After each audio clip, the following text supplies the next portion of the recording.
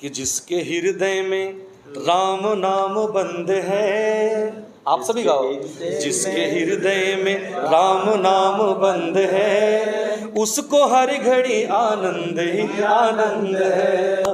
राम जी का मंदिर जहाँ बनेगा या राम जी की चर्चा जहाँ पर होगी, राम जी की कथा जहाँ पर गाई जाएगी, वहाँ पर सारे अमंगल नष्ट होंगे, मंगल ही मंगल होगा। चाहे कोई पीर है, चाहे कोई पैगंबर है, चाहे कोई मौलवी है। मैं किसी के धर्म की आलोचना नहीं करता हूँ, लेकिन मैं ये कहता हूँ कि सारे धर्मों की उत्पत्ति हमारे सनातन धर्म से है। राम जी की चर्चा, राम जी की कथा जिसने भी अपने जीवन में सुना या गाया, उसका सदा मंगल होगा।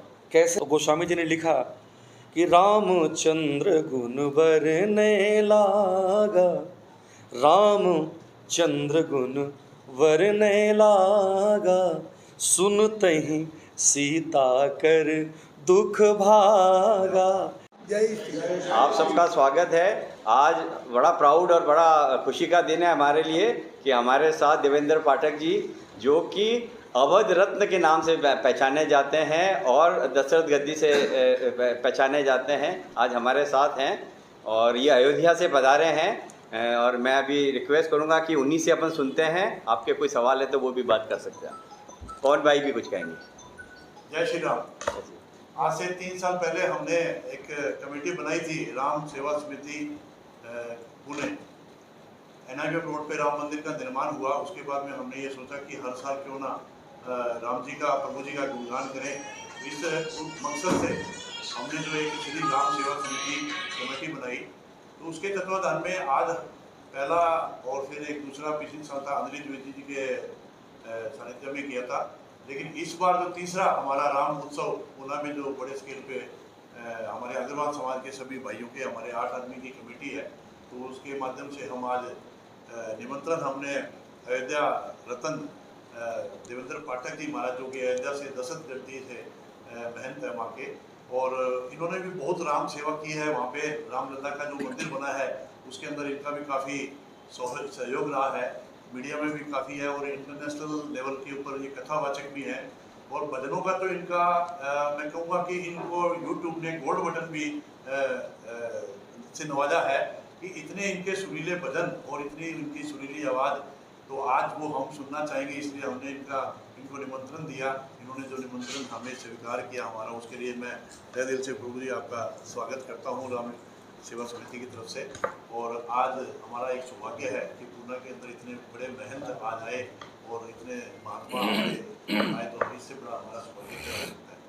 तो फिर भी मेरे कोई भाई को बोलना है तो कुछ विचार आपसे थोड़ा थोड़ा बोल रहे हैं सब लोग। पहले आप बोलिए। फर्स्ट टाइम पुणे आ रहे हैं, कैसे थोड़ी जानकारी दीजिए और क्या क्या आज गाने वाले थोड़े से। सबसे पहले तो मैं श्रीधाम अयोध्या जी से परिचय नहीं बताऊंगा, परिचय हमारे भैया लोगों ने बता दिया। सभी को बोलते हैं जय श्री राम। महाराष्ट्र की इस धरती पर पुणे में जब से मैं कल से आया हूँ, मैं तो आप सभी के टीवी चैनल के माध्यम से, न्यूज़ के माध्यम से कहना चाहूँगा कि अतिथियों का, संत और महंतों का, या कह लीजिए कि ब्राह्मणों का सम्मान अगर किसी को सीखना है तो महाराष्ट्र के लोगों से सीखे। इस बात के लिए तालियां होनी चाहिए। मेरा दिल बहुत गदगद है, क्योंकि सनातन के सभी समर्थक और सनातन में सभी लीन हैं। रात्रि को 12 बजे तक जो मैंने आप लोगों में उत्सुकता और समर्पण देखा कि पुष्पगुच्छ ले करके और आरती की थाली सजा करके, मुझे लग रहा था वास्तव में जिस तरीके से भगवान राम जी 14 वर्षों का वनवास काटकर सिद्धाम अयोध्या आए थे, तो अयोध्या वासी भी पलक पावड़े बिछाकर, दीपों की थाली सजाकर उनकी प्रतीक्षा कर रहे थे। कल मुझे ऐसे महसूस हो रहा था कि मैं अयोध्या धाम से चलकर तो आया, लेकिन आप लोगों को पाकर मैं धन्य हो गया। क्यों? क्योंकि मैं राम चर्चा करने आया, राम जी की कथा, राम जी का भजन सुनाने आया। और राम जी की चर्चा, राम जी की कथा जिसने भी अपने जीवन में सुना या गाया, उसका सदा मंगल होगा। कैसे? कि श्री रामचरितमानस आप सभी जितने लोग बैठे सभी पढ़ते होंगे। श्री रामचरितमानस जी में गोस्वामी तुलसीदास जी महाराज ने लिखा कि जिस समय जानकी जगदम्बा सीता जी का हरण हुआ था, लंका में बैठकर अशोक वृक्ष के नीचे जानकी जी बहुत दुखी हो रही थी। उस समय श्री हनुमान जी महाराज जब अशोक वृक्ष पर पहुँचे हैं सीता जी का पता लगाने, तो वह भी श्री राम जय जय राम की ध्वनि किए हैं। तो गोस्वामी जी ने लिखा कि रामचंद्र गुण वरने लागा, रामचंद्र गुण वरने लागा, सुनते ही सीता कर दुख भागा। वो राम जी का नाम है कि जिस राम जी के नाम को जप कर, गाकर या सुनाकर, चाहे जीव हो, चाहे संत महंत हो, चाहे पशु पक्षी हो, सभी के जीवन के सारे अमंगल नष्ट हो जाते हैं, वह राम जी हैं। इसलिए एक बार बोलो राम लला सरकार की जय। और राम चर्चा की बात रही, राम कथा की बात रही, तो श्रीमद् भागवत महापुराण में भगवान श्री सुखदेव मुनि कहते हैं कि राम कथा तो 100 वर्षों में पूरी नहीं हो सकती।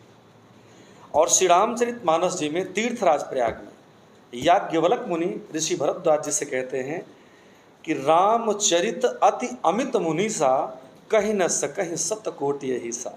जिस राम जी की चर्चा को 100 करोड़ शेष भी एक साथ नहीं गा सकते, हम आपके कहाँ गाएंगे, परंतु जितना हो सके एक पंक्ति हम लोग गाते हैं। किसे किसे राम चर्चा अच्छी लगती है, हाथ उठा के बताओ, तो बोलो जय श्री राम। बंबई के लोग आप लोग हो, महाराष्ट्र के लोग हो, आज आपके चैनल के माध्यम से पूरे विश्व में जाएगा। तो मैं कहता हूं कि जिसके हृदय में राम नाम बंद है, आप सभी गाओ, जिसके हृदय में राम नाम बंद है, उसको हर घड़ी आनंद ही आनंद है, उसको हर घड़ी आनंद ही आनंद है।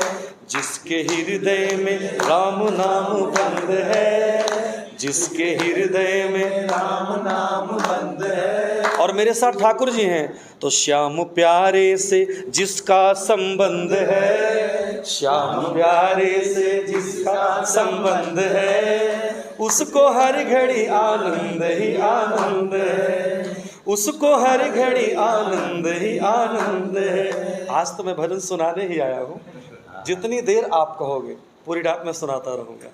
बस ये है कि राम चर्चा करके, राम भजन गाकर मैंने अपने पर्सनल यूट्यूब चैनल पर लगभग 17 लाख सब्सक्राइबर एकत्रित किए। गोल्ड बटन, सिल्वर बटन मुझे मिली, और लगभग मेरे पर्सनल यूट्यूब चैनल पर जो देवेंद्र महाराज के नाम से है 80 करोड़ व्यूवर्स हैं। और मेरी एक एक रचनाओं को, एक एक भजन को 100 150 मिलियन लोग सुनते हैं। शायद उन्हीं में से ये पूर्णा की हमारी कमेटी थी जिन लोगों ने सुना। तो 2-3 वर्षों से बात करते करते आज मैं आ गया। अभी मेरा लेटेस्ट में चल रहा है कि जो पेड़ हमने लगाया पहले, जो पेड़ हमने लगाया पहले, उसी का फल हम अब पा रहे हैं।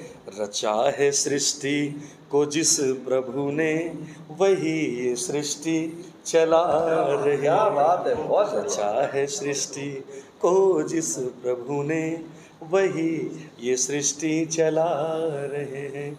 जय जय श्री राम। जय श्री राम।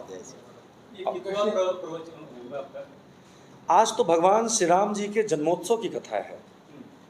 भगवान राम जी कैसे प्रकट हुए और भगवान राम जी के प्रकट होने पर अयोध्या में क्या आनंद रहा, क्या परमानंद रहा, उसी की चर्चा आज पूर्णा में होने जा रही है। और मुझे लगता है कि तीसरा वर्ष है ना, कुछ कमेटी के लोग भी कह दें। कमेटी का तीसरा वर्ष। प्रभु जी आपसे पूछ रहे हैं कि आपका कितवा ये उत्सव मना रहे हो? हाँ, आप कितनी बार, आप कितनी बार 50 बार, 100 बार, ऐसे कितनी बार आप कथा सुना रहे हैं? यहाँ पर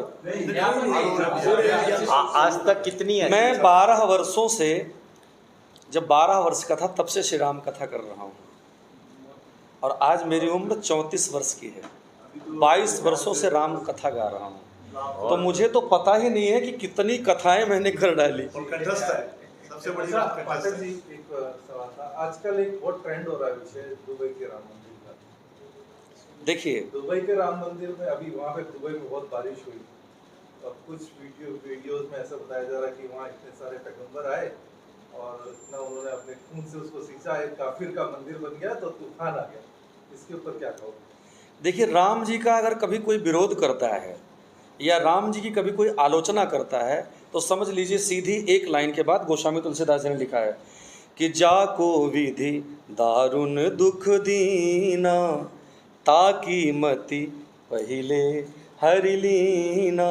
सकल पदार्थ है जग माही, कर्महीन नर पावत नाही। और राम जी मंगल भवन अमंगल हारी, मंगल भवन अमंगल हारी।